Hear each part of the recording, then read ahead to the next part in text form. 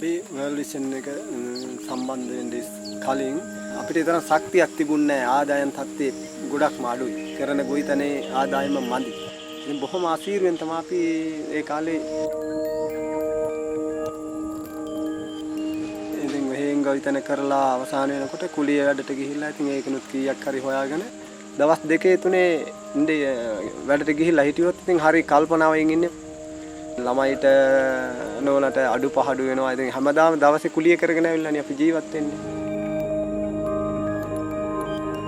කුලිය වලට ගිහිල්ලා ඉන්න දවස් වලට මං ගෙදර හරි බයෙන් ඉන්නේ. පාරවල් මේ වගේ දියුණු වෙලා තිබුණේ මේ පැත්තේ අලි හිටියා. උදවලට ඉස්කෝලේ යන්න ගමන් පහසු අඩුයි. සල්ලි විල මුදල් වලින් අඩුයි. ඒතෙන් හේන්තය එනකල් බලාගෙන ඉන්නවා.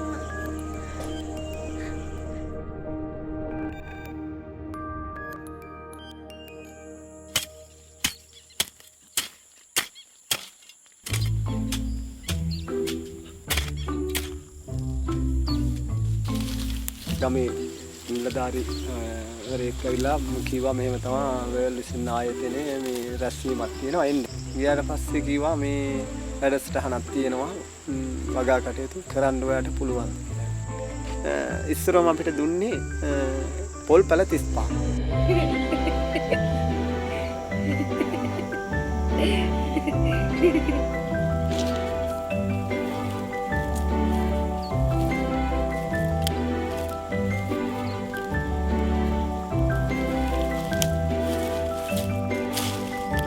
ඊට පස්සේ ආපු නිලධාරි මහතුරු මට සෑහෙන්න දිරියක් දුන්නා. මේ දීපු දිරිය මට වටිනවා පැලයට වැඩිය.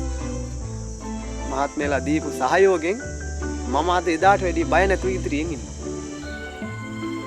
අද මට හිතා ගන්න බැරි සතුටක් තියෙනවා මගේ වත්ත ගැන. මට අපේ දැන් ඔය මුරුංගා වගේ තියෙනවා. මම මේ අවුරුද්දේ ඉඳලා පැකට් කරලා ගොයින්ට දෙනවා.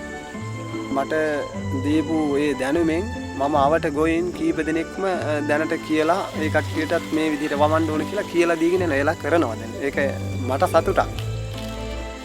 අපිට එන ආදායමෙන් ළමයිටත් උගන්වගෙන මම යම්සි කුලියක් කරනවා නම් ඒකත් ඉතුරු වෙනවා. මගේ බලාපොරොත්තු තියෙන්නේ එයාලා මහන්සි නොවි අපි විඳපු දුක විඳින්න නැතුව එයාලා හරි අධ්‍යාපනයකට යොමු කරන් තමයි මගේ බලාපොරොත්තු තියෙන්නේ. ඒකයි මම මේ තරම් මහන්සි වෙන්නේ. වත්ත හදන්න වගේම ළමයිතුත් ඒ වාගේ වැඩ දියුණු කරනවා. හොඳ අනාගතයක් ළමයින්ට උගන්වන්න. අනාගතයක් ගැන තමයි බලාපොරොත්තු